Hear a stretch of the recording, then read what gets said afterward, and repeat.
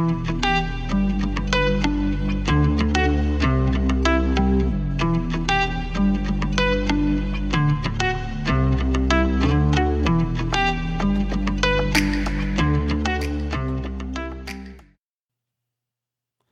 everyone, and welcome to Fertile Ground with Mike and Coach. My name is Mike Cornell, and I'm alongside Coach Ron Lathey.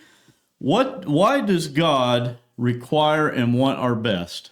And what does the Bible have to say about it? And that question is going to be definitely unpacked here today in the next few minutes, Coach. And as we get started here today, we have 3 questions or thoughts we would like for you to think about and to consider. And the first one is this.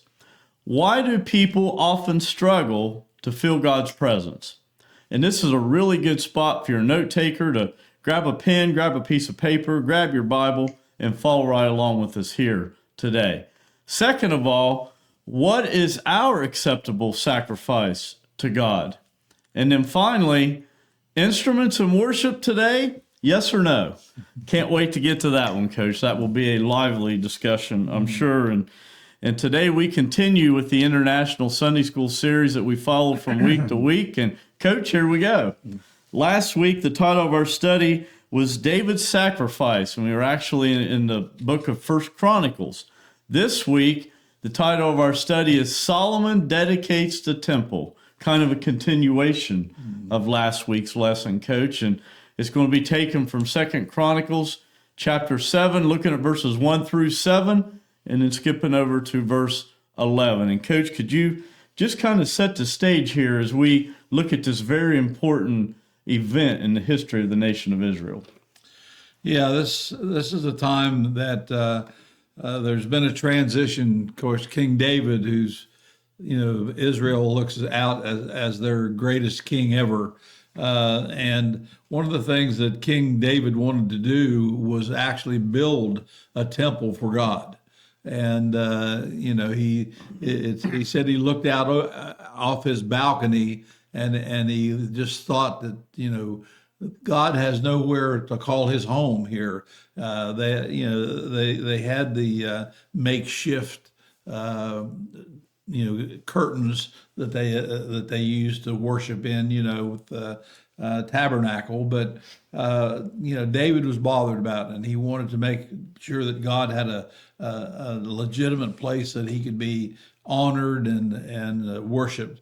So that was what was the beginning of things. But that we find out that David would, even though as much as he would like to do that, and as much as he was God's own man, as the Bible tells us, King David in 1 Chronicles explains to his son, God won't let me do that. And basically it was because he had too much blood on his hands. Right. He had just killed too many, and he was known for his killing, by a lot of people, and God didn't want his temple tied up with that stigma, So that was not going to work for David, even though David was, as I said, Israel's most famous king of all. So David had a son named Solomon, we know, who was granted by God great wisdom. Right. And he was known for his wisdom, at least for a while in his life. And so David got everything together. He tried to get, organized all the wood and all the gold and all the silver and all the things they would need to make the temple, but he just couldn't build it. So it was turned over to his son Solomon, and Solomon was credited for building the temple, and it took him 7 years to do it. But it was quite a building, or because in all the grounds around it, it was ornate with, like I said, with gold and silver and curtains and things that were just lavishly made, and they imported by great cedar trees from Lebanon and floated them down the Mediterranean Sea and shipped them across land. And the wood, a lot of it was the cedar, which we know is a very fragrant smelling wood. And and there was no building like it ever had been or ever would be like this temple, because they did it upright. Let's put it that way. So the temple, we believe, was completed in 963 BC. And like I said, it took Solomon 7 years to get it done. And so we find that where our lesson today is here to talk about the dedication of that temple. And like I said, up until this point, they had been in this wilderness tabernacle that they moved from site to site, and now, God is going to have a permanent home with his people. So, this dedication ceremony is quite an extravagant event, as we're going to see. But again, everything that they did was set in honor and glory of God. Right. That was the main purpose. So it does sound very extravagant, but God's worth it. Let's put it that way. So, interestingly enough, this temple was later destroyed, but in its heyday when it was first made, and it was unbelievable. It was an amazing scene to see this temple. Yeah, and like you mentioned earlier, Coach, this is Solomon dedicating the temple with the nation of Israel. He's actually leading in this dedication. And like you mentioned before, God had granted Solomon great wisdom. And matter of fact, Solomon was so wise that he was known as the wisest man on the earth, period.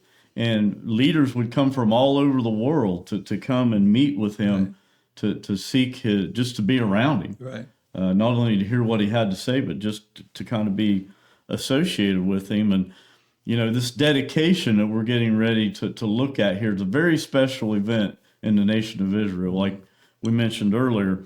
But here we have Solomon, who, along with this dedication of the temple, is leading the nation of Israel in a very eloquent prayer, and a very lengthy and eloquent, in-depth prayer. And he's the king. And wouldn't it be nice today, Coach, and refreshing to hear someone of that prominence in the world today actually lead a large group of people in prayer to Almighty God? Right. That would be so refreshing. Yeah. All right, we'll go ahead and get started here, and we're going to start with the first section here, and it's going to, the theme of the first section here, Coach, is remember and celebrate, and there's a reason for that, and we're going to see that in verses 1 through 3 of chapter 7. So we'll begin with 2 Chronicles chapter 7, verse 1, and God's word says this: When Solomon finished praying, fire came down from heaven and consumed the burnt offering and the sacrifices, and the glory of the Lord filled the temple. So this is what happened at the end of Solomon's prayer. Can you imagine this? Just envisioning what occurred right here.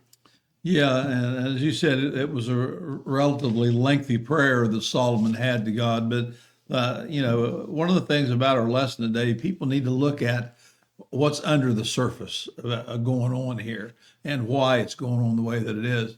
So the first, of course, this is the king of all the entire nation doing the praying. As you said, it would be nice to have leaders today that do that. Yeah. And the people who are gathered around him, it's a very festive event. But again, everything they're doing is in honor, not only honoring God, but it's also trying to get the people to understand that this God they serve has not changed, and he's the same God that they've served from the beginning of their nation. But some things that have gone on, we know that at the time period when this was written, 2 Chronicles was written after they had come back from Babylonian captivity. Now, a lot of the things took place. Some of the things took place in 1 Chronicles before that, but this was after they had come back. The idea here is that Solomon was trying to get the people back into the proper worshiping atmosphere in their life. And what we see here is that after he stopped praying, the fire came down from heaven, and it says, "Consume the burnt offering." Well, we have a burnt offering now that was offered to God, and anytime the burnt offerings were there, they were related to something about sin, Right. and a way to try to get forgiveness from God for all the sins of not only each individual person, but the nation itself, including the king. And so the fire came down, and it was when I hear that or read about that, I think of what I think today they call them fire tornadoes. Where the fire just starts twirling around and it comes down from heaven. Now, fire with God coming down from heaven can be one of two things. It can either be a judgment type fire, or it can be a one that is showing God's approval. Right. And as we read on, we'll find this was a fire that God was approving what they were doing because he accepted that sacrifice. His fire burnt that sacrifice up, and that was his way. The Bible tells us was a sweet smell to his nostrils. God liked the sacrifices because that was to show they were getting their sins taken care of, their forgiveness of sin. And then so there were some other sacrifices and offerings as well, but the burnt offering was one that dealt alone, strictly with sin and the people's problems that they were having. And then it says the glory of the Lord filled the temple. That's how we know that he was pleased, because his glory came down and actually went into this new temple. And because of the way of his entering there, no one else entered at that time. God's glory just filled the whole thing. And this was his way of showing that he's ready to live with his people. And that's what a lot of people don't understand, Mike, is God has always wanted to live with his creation. Yep.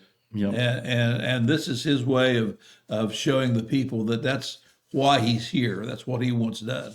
That's a really, really good point. This fire that's talking about here is really significant, Coach. And I think a lot of times when people are teaching this or preaching it, they tend to walk by this a little quicker than they should and not give it the attention it should receive.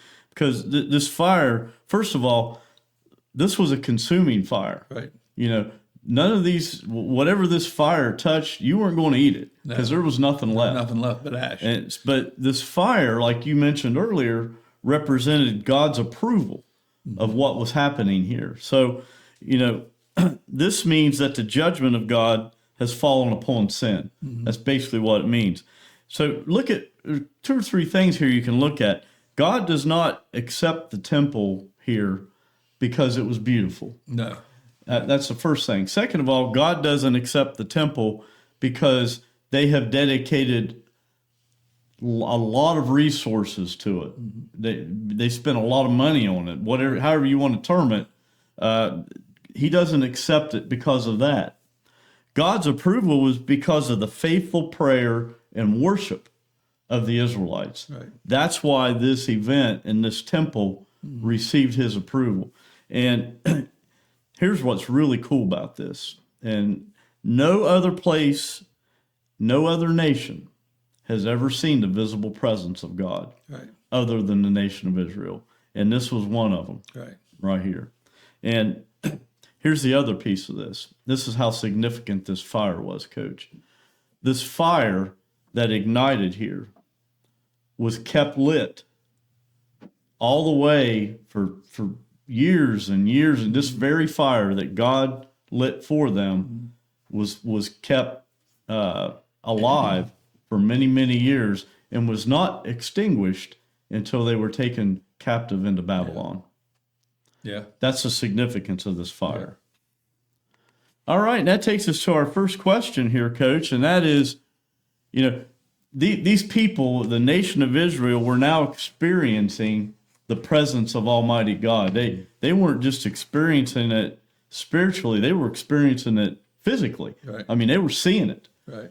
Why do people often struggle to feel God's presence?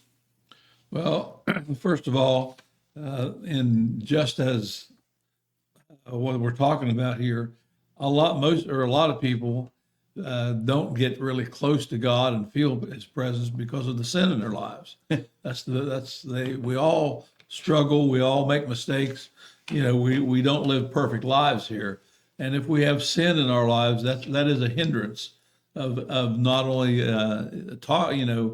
relating to God, but it's also one where He cannot relate to us the way He would intend to until we get the sin out of our life. So that's probably the major cause there. Also, they may have a weak prayer life. If you don't talk to God, how do you know you're not going to feel His presence? And that's again, all through this, we're going to talk about how personable and how real God is. Right. We can feel His presence. We can feel, that He's guiding us in what we're doing. So if you don't have a good prayer life where you're talking to God, it's just like not talking to your own father somewhere. You're not as close as you could be. Right. And others, it could be simply a lack of faith. Their faith's not strong enough to understand who God is, what He wants from them, and what they can expect from God. And their faith is maybe they've gone through some trials that they're blaming God for, and they just don't have a strong enough faith to understand that God's going to be there no matter what. And other things I would say might take into case it would be if they don't really study the Word very much. Yeah. You don't see all these things and how God works in this world, and you don't feel that presence like you do when you're studying the Word, and through the Holy Spirit you can feel God leading you, and you have those aha moments we talk about. You may have read that verse 1,000 times, but one time you read it, you get a new feeling about what it's really saying. Because it seems to speak directly to you. So those are some of the things I think that keep people from getting to, feeling God's presence. Well, and I think one of the keys, Coach, is to realize Satan doesn't like for God's people to feel His presence. Mm-hmm. So he throws all kinds of interesting things out there and disguises them, and they become obstacles. Mm-hmm. For example, if you're going through a period of suffering or loss or trauma, Satan convinces people that they've been abandoned by God, mm-hmm. and they feel alone. And Satan does a masterful job with some of these things. And we all know that's not really true, mm-hmm. but that's what happens here. Another one is they have unrealistic expectations about what God's presence looks and feels like. Yeah.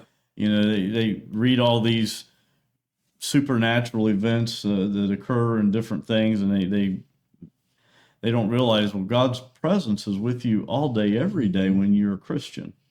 And some people just flat out get distracted, mm-hmm. with busyness to the point where they don't slow down enough to realize God's presence in their life. Some people have so much guilt and so much shame piled up that they can't realize what God's presence is in their lives. I mean, there's all kinds of things, and we've talked about a lot of them. Lack of spiritual discipline is another one, and that, you kind of alluded to that with some of the things that you mentioned, but there's a whole bunch of them, and Satan uses them all. Yeah. He doesn't like us to be close to God. And sometimes we don't want to get too close to God. Yeah, that's right. we don't want God to be that close to us, That comes into play sometimes. Well, what people fail to realize is, they don't want to get too close to God because they don't want to be accountable. Right. But you already are. Yeah. They just don't realize it. All right, let's go to verses 2 and 3. The priest could not enter the temple of the Lord because the glory of the Lord filled it. And verse 3 says, when all the Israelites saw the fire coming down in the glory of the Lord above the temple, they knelt on the pavement with their faces to the ground, and they worshiped and gave thanks to the Lord, saying, He is good, His love endures forever. So the text shifts here, Coach, actually to the people now. the Israelites that we see here who are present. Yeah, and in verse 2, it's interesting when it says the priests couldn't even enter the temple because of the glory of God filled it. Right. In other words, God had overtaken that entire temple, that entire structure, and God's presence was very powerful.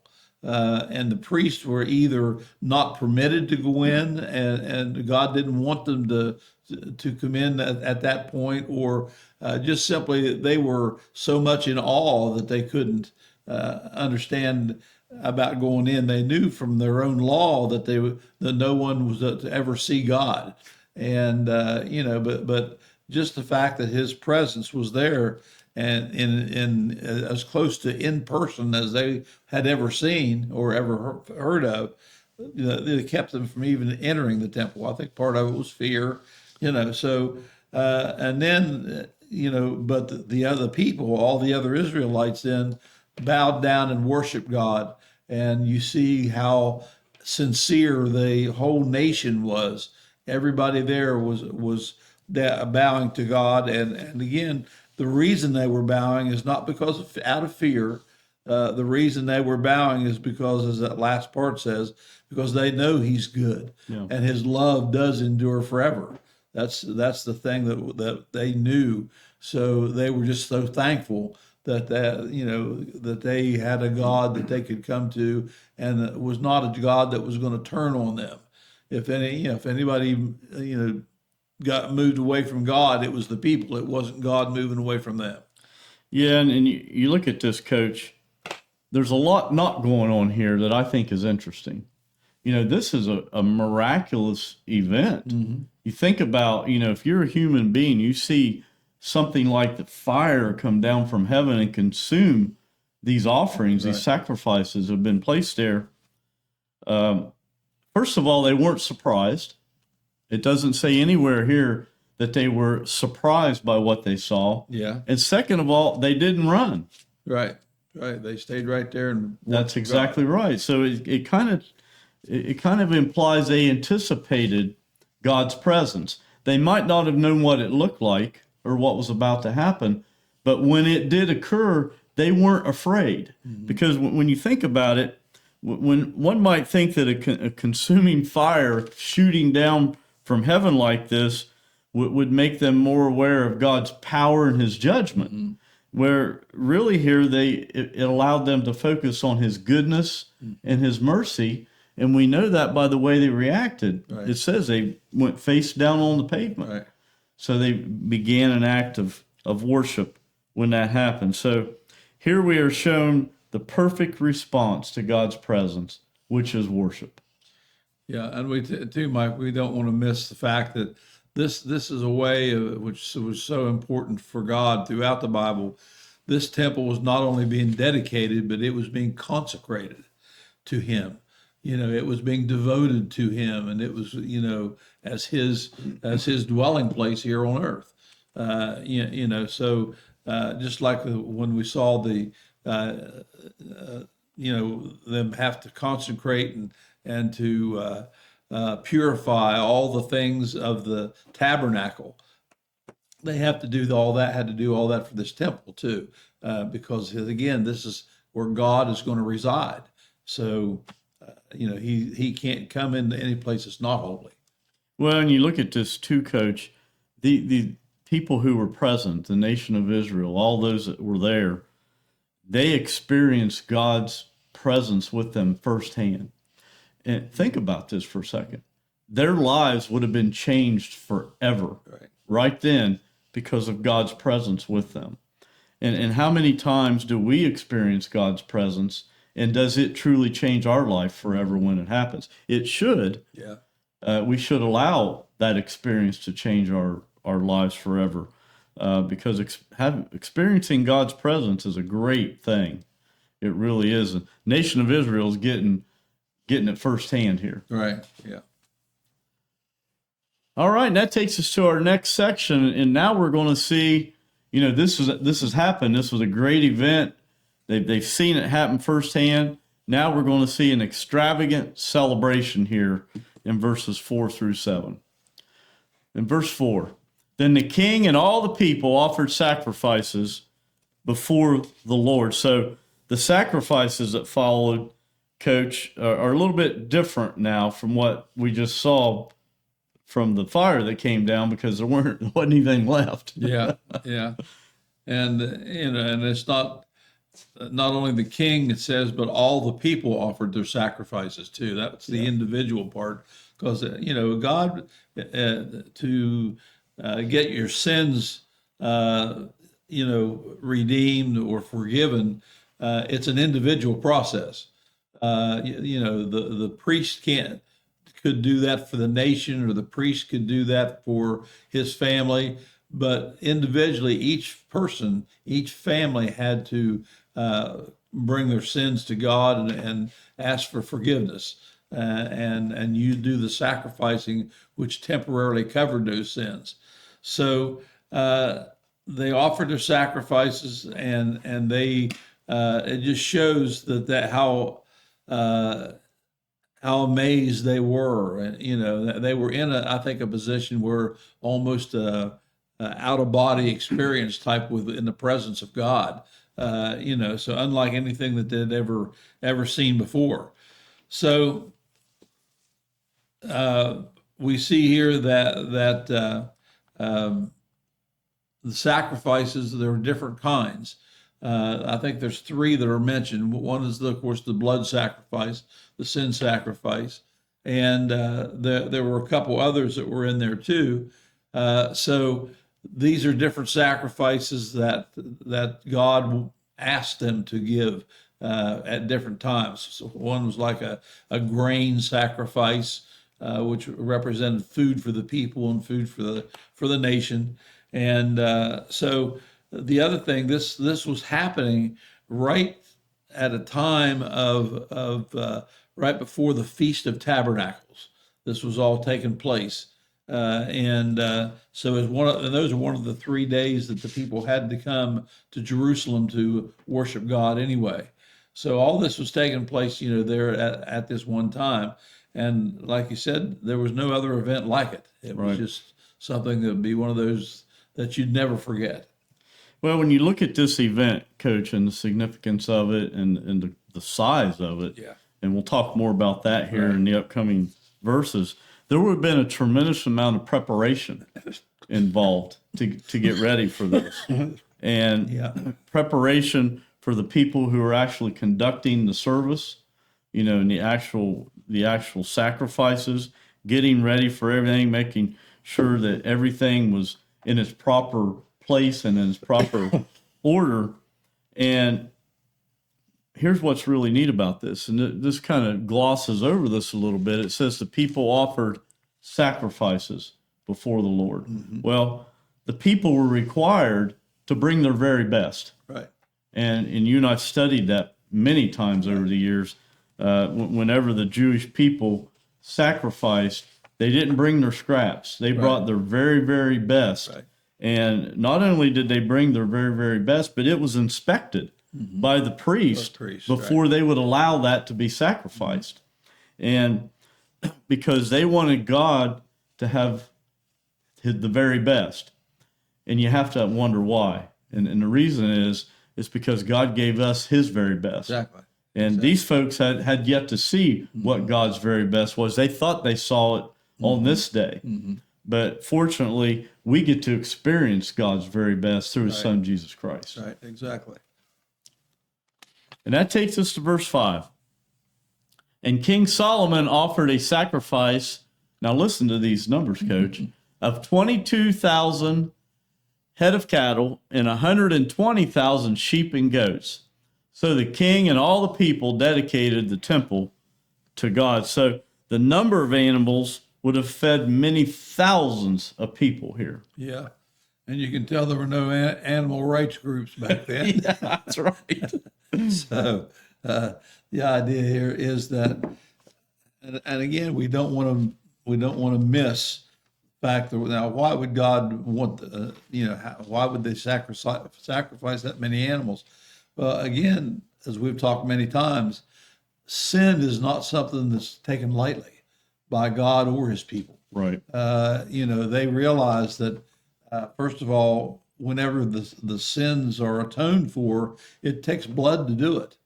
And so that's where the sacrifice of animals comes from.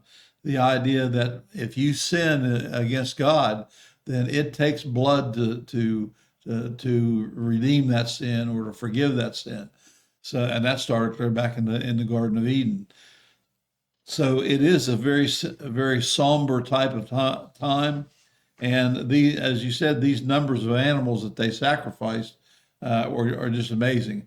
I can't imagine, seeing the 22,000 head of cattle, all of them being killed, and the sheep. Besides that, 20,000 sheep and goats. So these are things that, again, these animals are losing their life and shedding their blood for mankind to temporarily cover the sins until Christ could come. So it is something that's hard to believe. This is not the first time this has happened either. If you go back to some of the other kings at the time of Passover, King Hezekiah had pretty large numbers, not as big as these, but King Josiah had almost as large numbers. Mm-hmm. But the thing we find out is that these sacrifices are all, again, to honor God and what he's going to do as giving his best for us. Well, yeah, and you look at this, and again, there are people in modern day and really over any era of mankind that have read this, and they're critics to it. And they say there's a couple, three things. They say this offering and sacrifice was just extravagance. There wasn't any reason for all that. And they also say it would have been physically impossible to sacrifice all those animals on one altar. And they also say there was no necessity for all the slaughter of these animals. Now, I'm sure, the animal rights groups and, like you mentioned earlier, would be the ones saying that, but you have to look at it from God's perspective, not from mankind. Right. And that's where that view's coming from. And first of all, the temple was the center of all this activity. Mm-hmm. And I do not think that every one of those animals was sacrificed on one altar. No. They could have made numerous altars all around that temple to get it sacrificed. And for this occasion, they probably had erected many all over the place. And the primary meaning of it symbolizes the sacrifice of Jesus. Right. That's what this points directly to. And of course, people who would be critical of this event aren't very spiritually mature anyways. No. And they don't understand it. Yes. Because remember what that sacrificing was for sin. Well, how many sins do people commit? And have committed throughout all time. There's a lot of blood that needs to be shed to cover those sins. So again, it's one of those things where you just think that some people will criticize simply because they just don't understand, again, the seriousness of sin, how much it hurts God when we sin, and how much it was going to hurt him to send his son, knowing that his son was going to die the cruel death that he did. And so it all points to it was a big thing and a big deal, but there was a reason for that. Yeah, and you look at those that say it was needless waste, and unlike the fire that God sent down, these weren't consumed. These were actually used for food later on. Right. So it didn't go to waste. But, to anyone who thinks that they were slaying way too many animals, think about this, Coach. How many animals were slain in the United States today? Yeah. Right. I promise you it was bigger than these numbers. Yeah, probably so. Another thing too, Mike, you were talking about, how big of an area they would need to do this. I found this in my study, that they had a special altar built, and it was on a horizontal surface that was built and was measured at 20 cubits by 20 cubits. which was about 900 square feet for just the altar itself. And then not only that, but they had a part of this they called the metal sea, which was just a basin that they made that was 45 feet around the rim of it, just for people washing hands and washing the animal parts. Right. Yeah, I mean, so they did extra things because there were so many animals. Yeah. But all that was again because this was such an important event.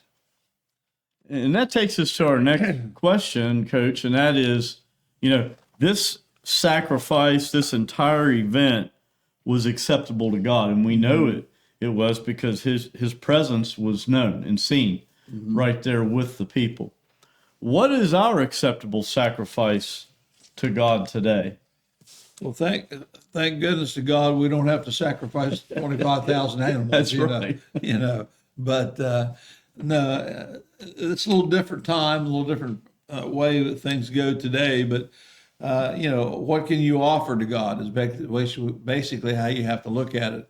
And the main three are your time, your talent, and your treasure. Yeah. Those are the things that you can do. But Mike, this is what people don't understand. To be a sacrifice, it's got to cost you something. Mm-hmm.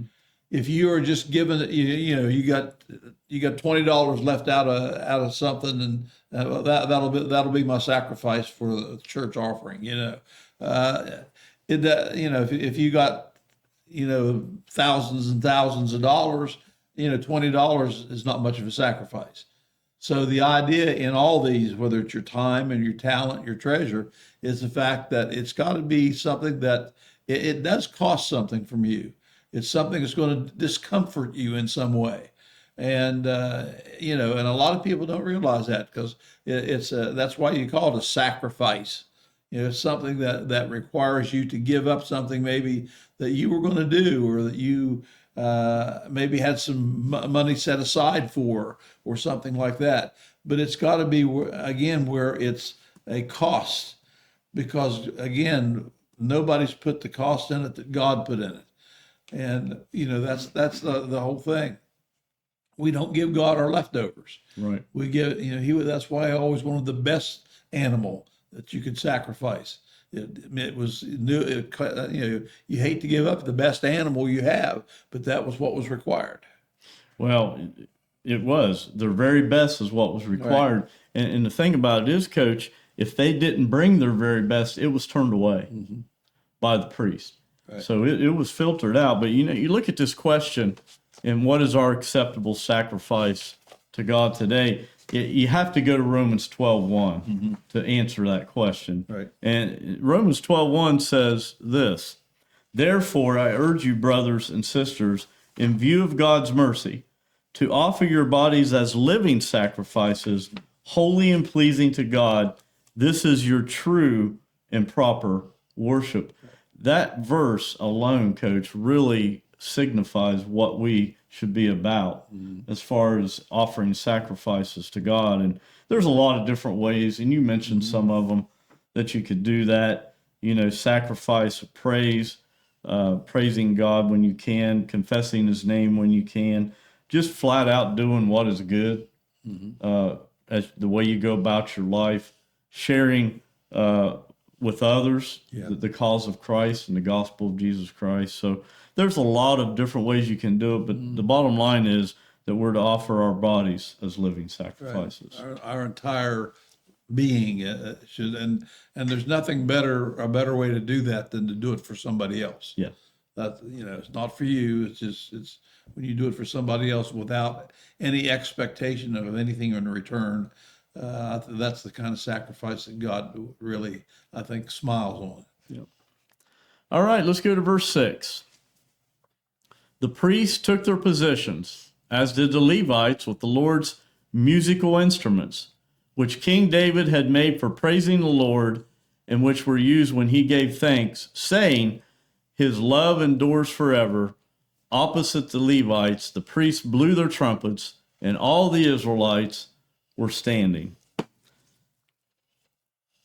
You have to wonder, Coach, you can envision the scene here, the way it's being described, but the Levites and the priests, at this dedication of the temple spent a lot of their time taking a leading role with the congregation, leading the worship. Right.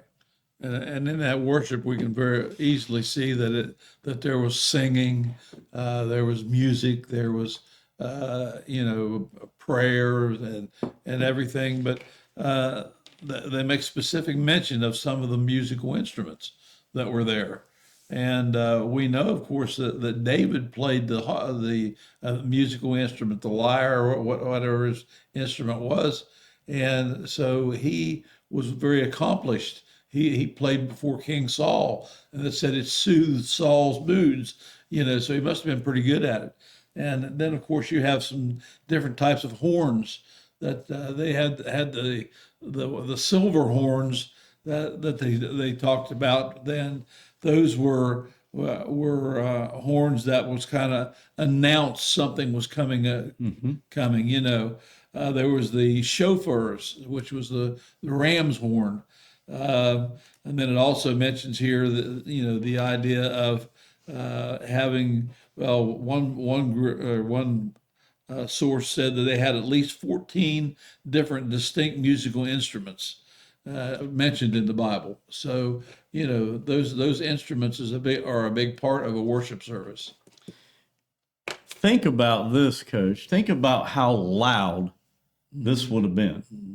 And it was all hands on deck, a lot of volume to it, and it would have been very, very loud.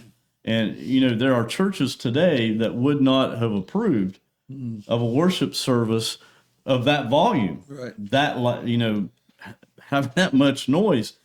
But they would go, shh, you got to be reverent. This right here is as reverent as it can be. As loud as it is as reverent as it is.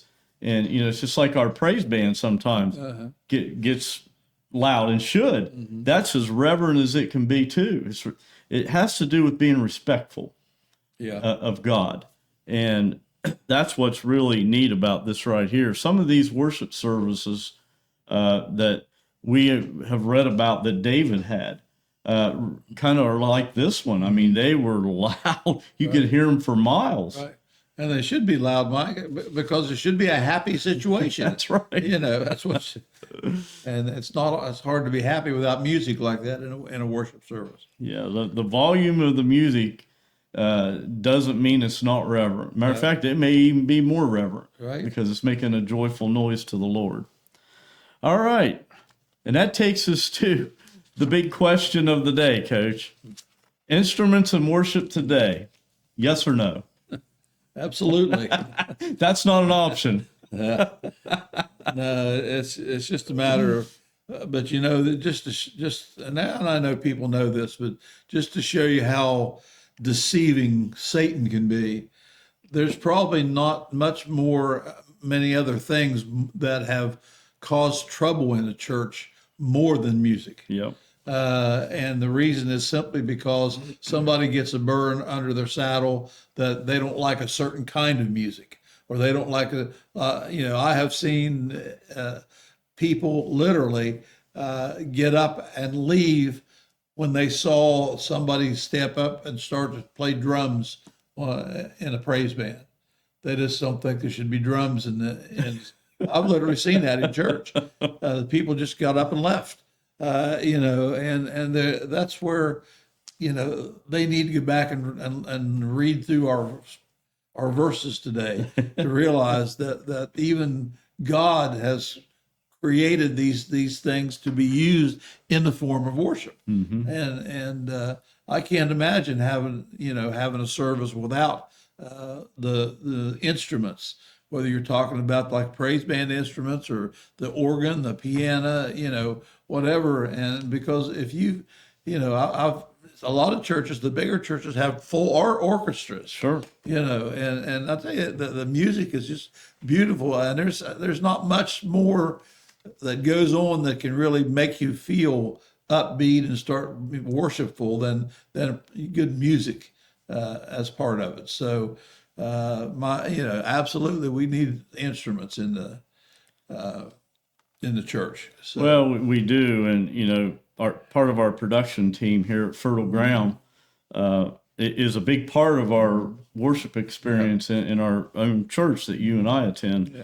And what a blessing it is to see those who have been given talents and abilities by God to use those and to help lift others up and help them experience an intimate time with God. Right. And that's all that is. It doesn't have anything to do with volume, doesn't have anything to do with noise or anything like that. It's a blessing to see others use the talents that they've been given Right. to help others in worship. But what bigger blessing is there, Coach, than to hear a whole group of God's people together worshiping Him in unison? Right. And that music is what sets the tone for that. Yeah. And allows that to happen, and those who are leading in that. Right. And that takes us to verse 7.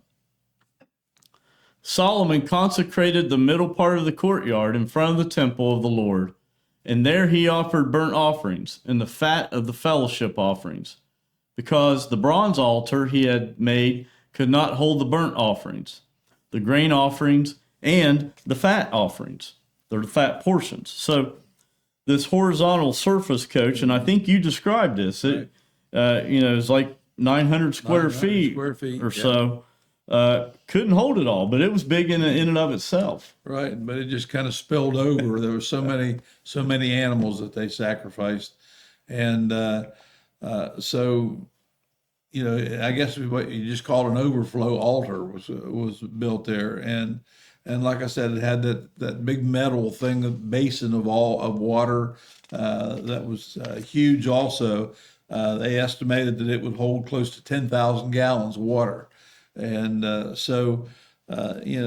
things that you see here, the kind of offerings that are mentioned, we briefly mentioned before, but they're the burnt offerings, grain offerings, fellowship offerings, and these kind of offerings meant different things. Excuse me. But the different things that we see here, it says all of them, the Bible says, are a pleasing fragrance to God. Yeah. That's how he describes it. It does. And you look at this, Coach, at this moment in the Bible, this is a very distinguished moment in all of Scripture, a very historic event in the nation of Israel. Teaches us the importance of prioritizing worship in our life. Mm-hmm. It really, truly does. And ensuring that we honor God with our very best efforts, and often needing to go above and beyond to show our commitment. And it even goes back to the music. The music right. should be very organized and very specific and very intentional, just like it was here. Mm-hmm. Ours should be that as well today. And I always liked Charles Stanley. Mm-hmm. And I've sure. watched and listened to Charles Stanley for decades. And Charles Stanley said this, and I quote, "Temple reminds us that the true worship requires sacrifice and sincerity of our hearts." Mm. And another quote that I got actually is from Rick Warren, and many people know him. And he said this, "In moments of worship, we should create a space where God's presence is welcomed." Solomon's desire to offer burnt offerings at the altar shows us that we must prepare our hearts in places of worship to receive God's movement. Right. And if we gave that kind of attention to detail prior to showing up for Sunday afternoon or Sunday morning worship, and it showed that kind of detail during worship, how much more would God be pleased with that? Yeah. And how much more would we get out of worship? Yeah, that's exactly right. All right, and that takes us to our final verse here, Coach, and that is, when Solomon had finished the temple of the Lord in the royal palace and had succeeded in carrying out all he had in mind to do in the temple of the Lord and in his own palace. So the passage from 2 Chronicles here, or verse 11 that we see here, Coach, tells us about a significant time in the history of the nation of Israel. Right. And, this talking about after he'd finished the temple, it had been consecrated to God, and he also, of course, had his own palace that he constructed. And if you get into talking or reading about it, you'll find that he didn't spare much on it either. It was huge as well. It was even larger than the temple, and lavishly furnished and so forth. So Solomon, I often wonder if, when he got his palace finished, if that wasn't his starting of his fall, to where he was thinking maybe he was was one that deserves some of these things, after completing the temple and everything. So, but we do see that he did carry out what his father David wanted, and of course God was very pleased with the temple as well. So, it took 7 years to build the temple. It took 13 years to build his palace. Yep. So, you can tell he put a lot of work into that building. So, Well, actually, that's kind of a double-edged sword, because you have to wonder why he gave his house more attention, but you also have to commend him because he kept it separate. right. And he And he finished the temple first. did finish the temple first. So, Right. but this message here we find in Second Chronicles really invites us to examine our own hearts and look at our own motives, and are we using our time, our talent, like you were talking about, and resources to further God's kingdom and to glorify Him? And those are the things we have to think about. Right. And you look at this, the nation of Israel, Solomon and the nation of Israel, and everybody involved here were obedient. Mm-hmm. And whenever you're obedient to God, it brings blessings. Right. And we see that on full display here. And that will happen as the nation of Israel marches past this event. And that takes us to our thought to remember, and that is this: respond to God with worship. And Coach, could you give us some final thoughts as we wrap it up here today on this thought to remember? Well, going back to where we began with the fact that King David wanted to build a house for God, and he wanted a place where God could actually stay and reside. So that was how important God was to him. And we know the story of David and how he depended on God. Not a perfect man, but not a perfect king, but still he was able to worship God in ways that we can only imagine. And this idea, when you respond to what God wants done, which is what Solomon did here by building the temple and the way that he consecrated the temple, everything was done with the idea of God's the main focus here. And like you said, that's the way our lives needs to be. God needs to be the main focus of our lives. And if He is not, then we are in danger of putting something or someone above God. And that's what God did. That's when God says, no, that you're going down the wrong path if you do that. So God deserves all the worship we can give Him and more, and because of what He did for us. Because none of this would be possible had not God sent Christ. Yeah, and we began this segment out, Coach, with the thought was, why does God want our very best? And what does the Bible have to say about it? And, we unpacked this event that occurred here in Second Chronicles, and you realize here in 30,000-foot view, looking down on this, so to speak, that everything that happens in the Old Testament does nothing but point at Christ. Mm-hmm. And that's the whole idea here.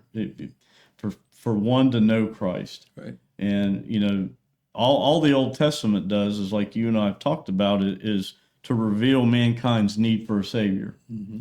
And, of course, the New Testament, when Christ does come on the scene, He is the solution.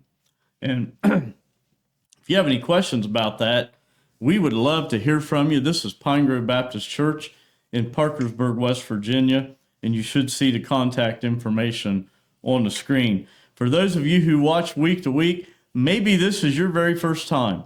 We would encourage you to share this message with your friends, with your contacts, out on whatever social media outlet it is that you subscribe to. It just gets the word out, and we're also out on a podcast platform.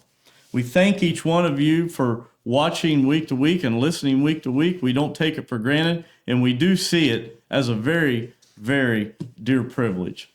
Next week, the title of our study is Worship is Restored. And we're going to go over to the book of Ezra, Coach, and we're going to be in chapter 3. So until next time, this is Mike Cornell along with Coach Ron Lathey and our production team, Andy and Courtney Holbrook, wishing everybody have a blessed week, and we hope to see you real soon.